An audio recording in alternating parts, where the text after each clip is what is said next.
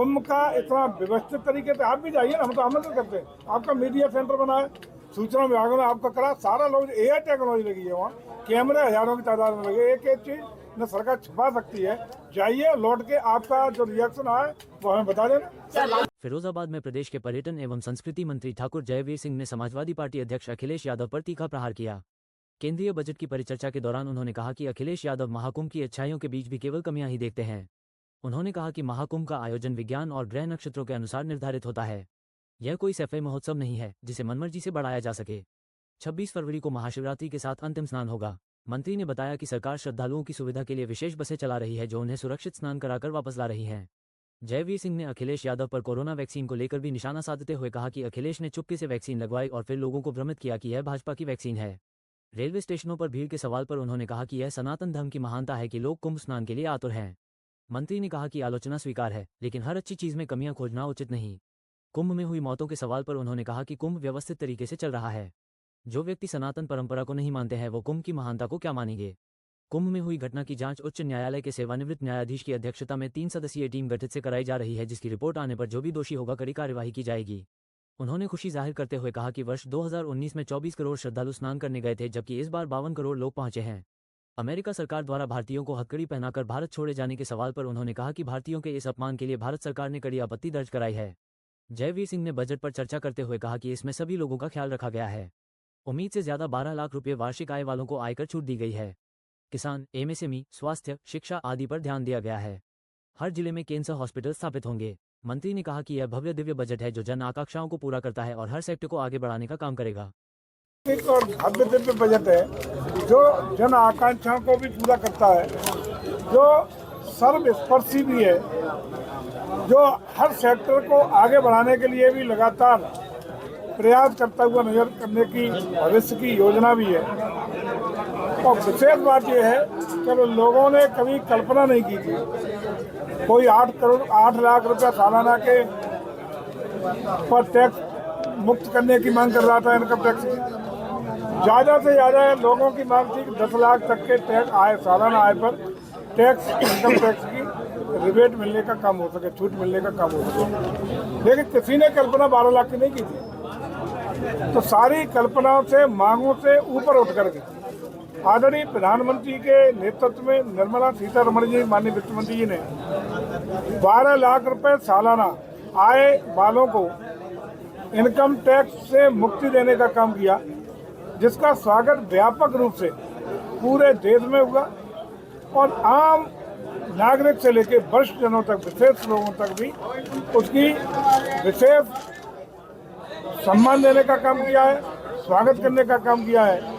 और चाहे जिस सेक्टर की हम बात करें, हर एक सेक्टर को, चाहे खेती किसानी की बात करें, उद्योग की बात करें, जो पढ़े लिखे नौजवान हैं उनको विशेष योजनाओं की बात करें, जो पशुपालक हैं, गौपालक हैं, अन्य पालक उनकी बात करें, मत्स्य पालक उनकी बात करें, सामान्य व्यापारी के लिए अन्य योजनाओं की बात करें, कोई भी वर्ग ऐसा छूटा नहीं है जिसके लिए कोई न कोई योजना नई लॉन्च करके भारत सरकार ने उसको लाभान्वित करने के लिए, उसको एक नया प्लेटफॉर्म देने के लिए, उसको प्रगति का एक नया रास्ता देने का प्रयास न किया गया। इसी तरह अगर हम लोग बात करें इस बजट में, तो कोई आप अगर देखेंगे तो चाहे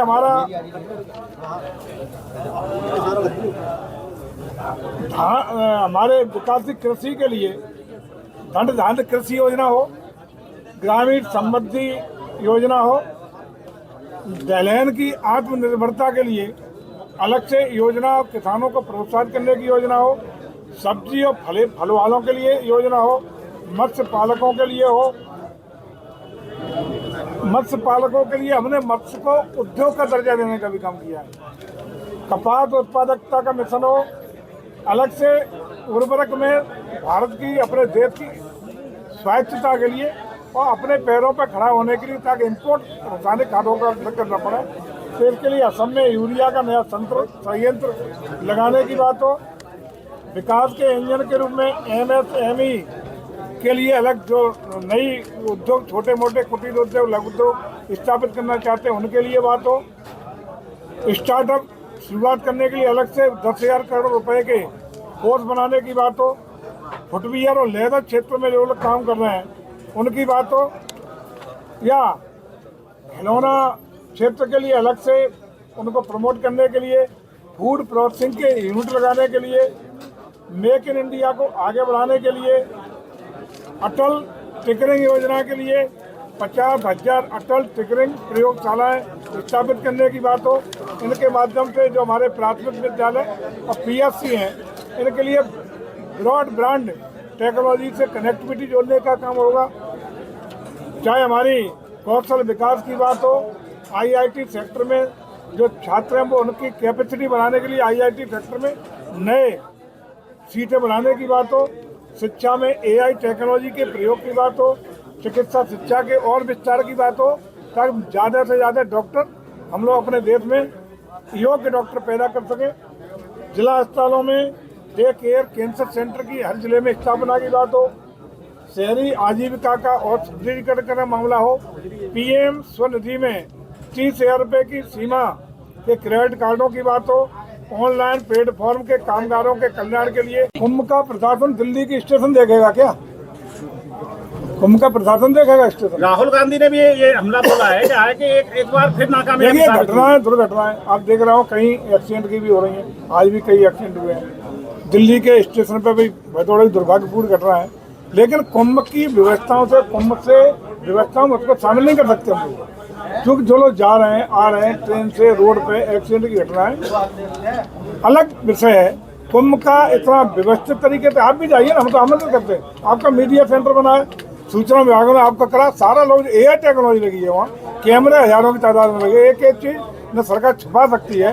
जाइए, लौट के आपका जो रिएक्शन आए वो हमें बता देना। इसकी जांच के आदेश दे दिए गए और जैसे वहाँ भी जो घटना हुई थी कुंभ में, उसकी भी जांच हमारे उच्च न्यायालय के सेवानिवृत्त न्यायाधीश के अध्यक्षता में, जिसमें एक रिटायर्ड आईपीएस अधिकारी भी हैं, 3 सदस्यीय जांच कर रही है कि किन कारणों से आता हुआ, कौन उसके लिए जिम्मेदार हैं, और भविष्य में इस तरह की पुनरावृत्ति न हो इसके भी लिए रिपोर्ट मिलने वाली है, उस पर प्रभावी कार्रवाई होगी।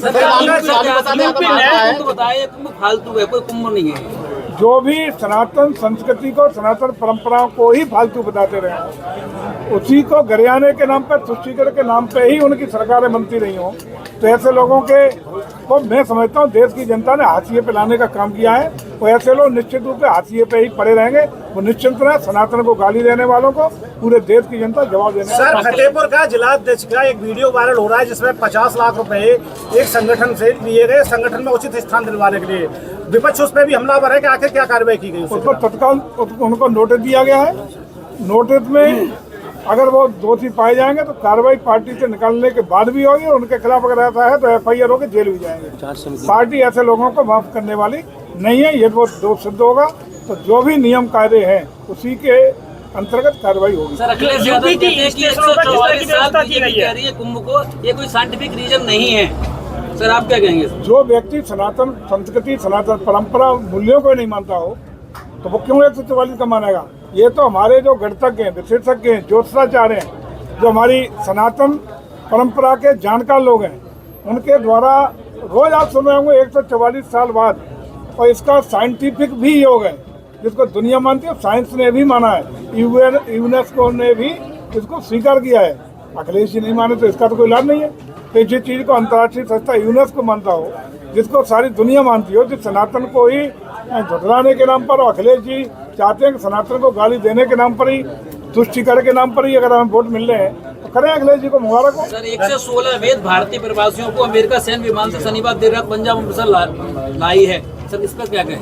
निश्चित रूप से किसी भी देश में किसी भी गैर कानूनी तरीके से दूसरे देश के लोगों को रहने का अधिकार नहीं है। निश्चित रूप से उनके जो कानून है उसके मुताबिक काम कर रहे हैं, लेकिन ये सही है कि उनको जिस तरीके से भेजा गया तो उस पर सरकार ने जो अपमान की श्रेणी थी, जिसमें बेड़ियों की बात थी, जिसमें हथकड़ियों की बात थी, उस पर भारत सरकार ने कड़ा विरोध भी दर्ज कराया है, और मैं समझता हूँ उसकी पुनरावृत्ति नहीं होगी। सर, यूपी के रेलवे स्टेशनों पर क्या किस तरह की व्यवस्था की गई है? यूपी के रेलवे स्टेशनों पर यूपी के विशेष बसें कुंभ के लिए आरक्षित की गई हैं, विशेष बसें चलाई जा रही हैं, और डिमांड पे, जहाँ जितनी डिमांड है सारे हमारे आरएम को निर्देशित किया गया है कि यदि वहाँ लोगों की आवश्यकता है तो उतने लोगों को सुरक्षित पहुंचाने के लिए विशेष बल भेजने की व्यवस्था सर, आप पर्यटन विभाग से हैं। सर, अखिलेश यादव कहते हैं कुंभ का विस्तार बढ़ाना चाहिए और आगे करना चाहिए, इसमें सर क्या आपकी क्या राय है? कुंभ का विस्तार ही तो हुआ है, उनको विस्तार नहीं दिखा पड़ रहा। 24 करोड़ लोग 2019 के कुंभ में आए थे, हम लोग 52 करोड़ क्रॉस कर चुके हैं। 19 में 24 करोड़ के आने की समय के लिए